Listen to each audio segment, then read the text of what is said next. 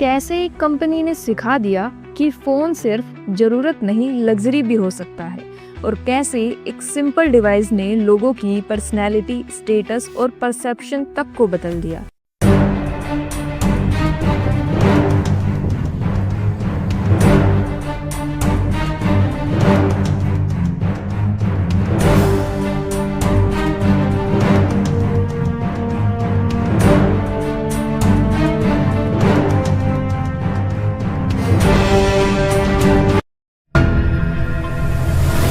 साल 1955, San Francisco.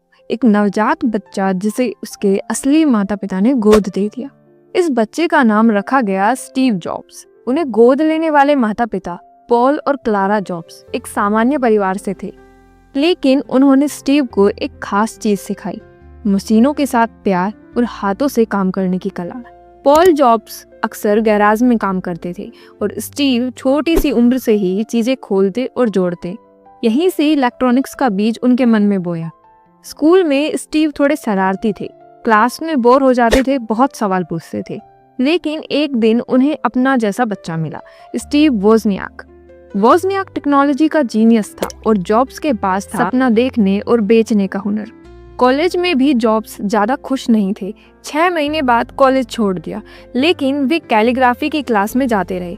उन्हें नहीं पता था कि आगे चलकर यह चीज़ मैक के सुंदर फ़ॉन्ट्स का कारण बनेगी। 1976 में जॉब्स सिर्फ 21 साल के थे। उन्होंने वोज़नियाक के साथ मिलकर अपने घर की गैराज से कंपनी शुरू की, एप्पल। नाम ही क्यों एप्पल? जॉब्स ने कहा यह सिंपल है, फ्रेश है और याद रहता है। उन्होंने पहला कंप्यूटर बनाया, एप्पल फर्स्ट, फिर एप्पल सेकंड, जिसने इतिहास बदल दिया। पहली बार किसी कंप्यूटर में रंगीन स्क्रीन और आसान उपयोग जैसी खूबियां थी।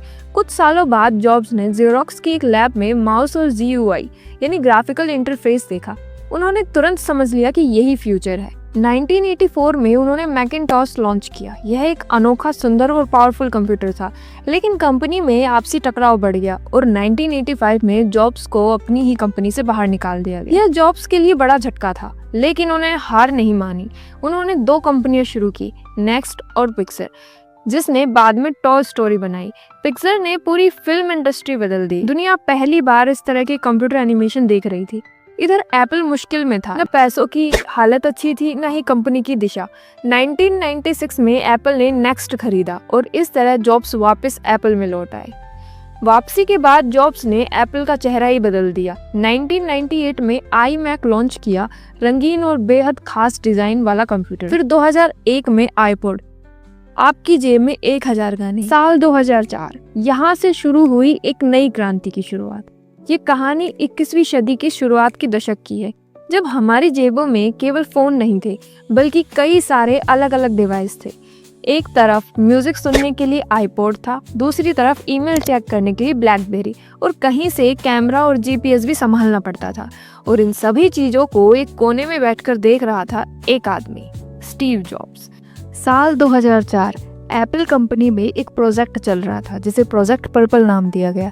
बाहरी दुनिया को लगता था कि एप्पल शायद एक बेहतर iPod बनाने में लगा हुआ है, लेकिन स्टीव जॉब्स के दिमाग में एक बड़ा विचार जन्म ले चुका था।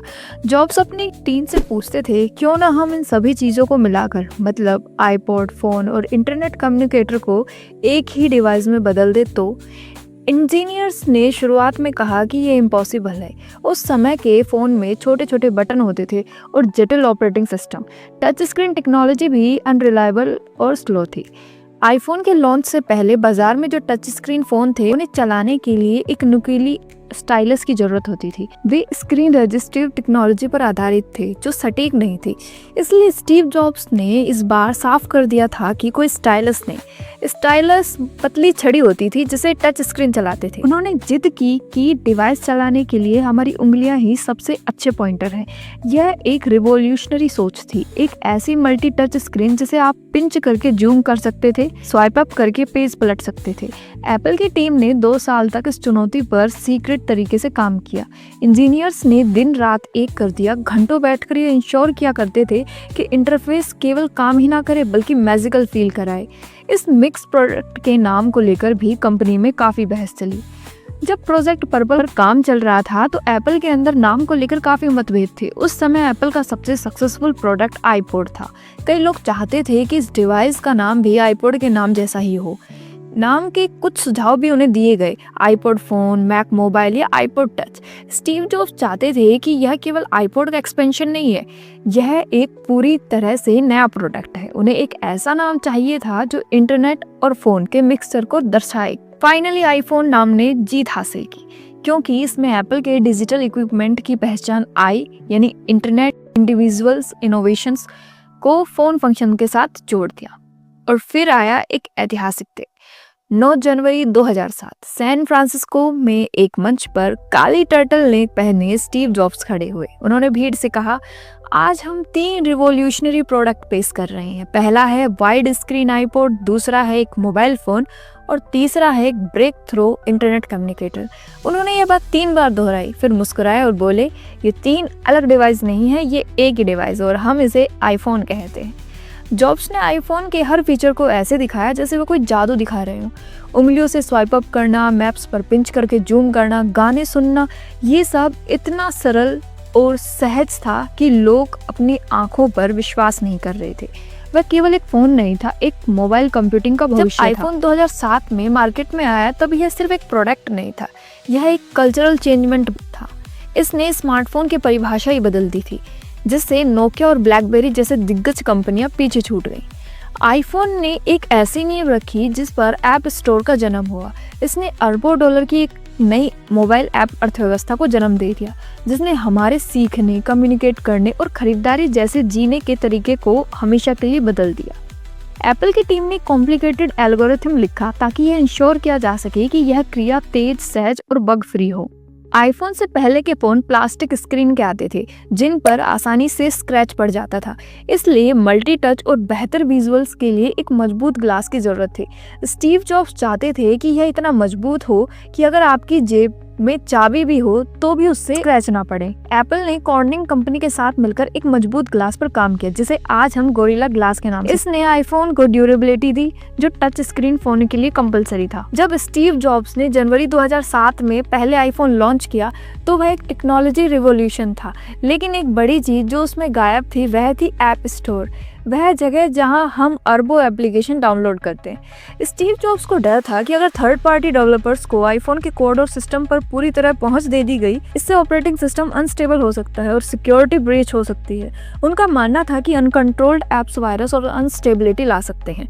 जॉब्स चाहते थे कि आईफोन का उपयोग करना एक उत्कृष्ट और कंसिस्टेंट अनुभव। उन्हें डर था कि खराब डिजाइन वाले बग या ऐप के इस अनुभव को बर्बाद कर देंगे, जिससे एप्पल ब्रांड की प्रतिष्ठा को ठेस पहुंचेगी। शुरुआती दिनों में जॉब्स ने अपने बाहरी डेवलपर्स को सलाह दी नेटिव ऐप्स बनाने के बजाय आईफोन के सफारी ब्राउजर के माध्यम से काम करने वाले वेब बेस्ड ऐप बनाए।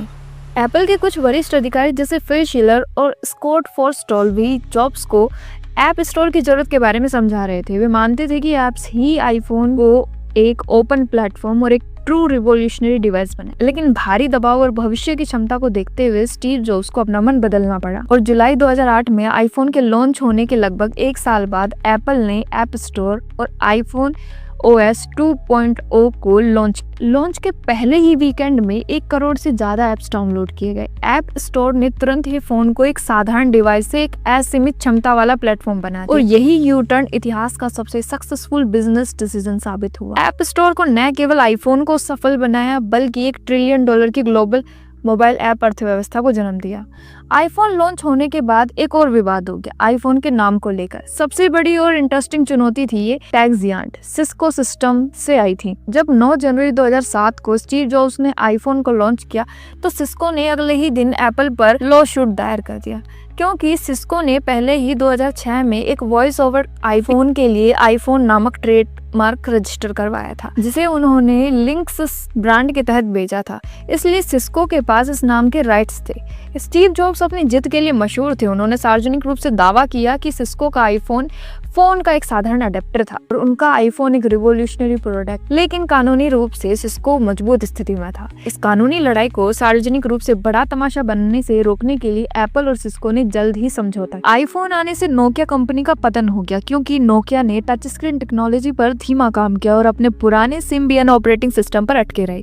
जो आईफोन के iOS जितना सहज और आधुनिक नहीं। जब नोकिया ने finally touch screen phone launch किए तब तक बहुत देर हो चुकी थी। वे आईफोन के यूजर एक्सपीरियंस और ऐप स्टोर के इकोसिस्टम की बराबरी नहीं कर पाए और नोकिया का मार्केट शेयर तेजी से गिरने लगा और अंततः 2014 में इसका मोबाइल डिवीजन माइक्रोसॉफ्ट को बेच दिया गया, जिससे एक दिग्गज कंपनी का अंत हो। आईफोन की कहानी सिर्फ टच स्क्रीन की नहीं है बल्कि इसके फिजिकल फॉर्म की भी है। यह पहलू बताता है कि एप्पल ने कैसे मैन्युफैक्चरिंग की दुनिया को बदल दिया। 2007 से पहले के अधिकांश फोन प्लास्टिक के होते थे, जो सस्ता और आसान था। जब एप्पल ने पहले आईफोन के लिए एल्यूमिनियम का उपयोग करना शुरू किया तो उन्हें एक बड़ी चुनौती का सामना करना पड़ा।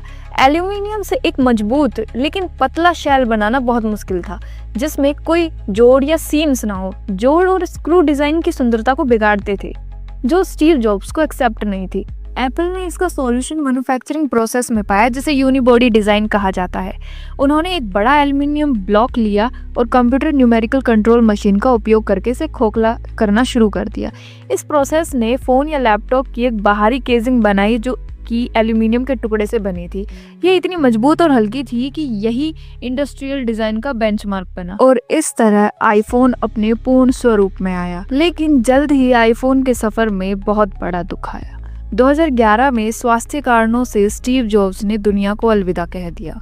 स्टीव जॉब्स के जाने के बाद सबको लगा कि कंपनी जल्द ही डूब जाएगी, लेकिन टिम कुक ने COO के पद पर रहते हुए इसे बहुत अच्छे से संभाला और 24 अगस्त 2011 से अब तक ये एप्पल CEO बने हुए हैं। तो चलिए अब बात करते हैं हम 2007 से 2025 तक आईफोन में क्या क्या बदलाव आए हैं। 2007 का आईफोन बेसिक था, गेम्स, हैवी एप्स, मल्टीटास्किंग सब सीमित। 2025 का आईफोन सुपर फास्ट है, बड़े गेम्स, एडिटिंग, मल्टीटास्किंग सब आसानी से चलता है। पहले छोटी और सिंपल स्क्रीन थी, आज बड़ा, तेज और सुपर शार्प डिस्प्ले देखने का पूरा मजा अलग है। शुरुआत 2 MP से हुई थी, आज 48 MP प्लस 48 मेगापिक्सल जैसे प्रो कैमरास, फोटोज और वीडियोस दोनों नेक्स्ट लेवल हैं।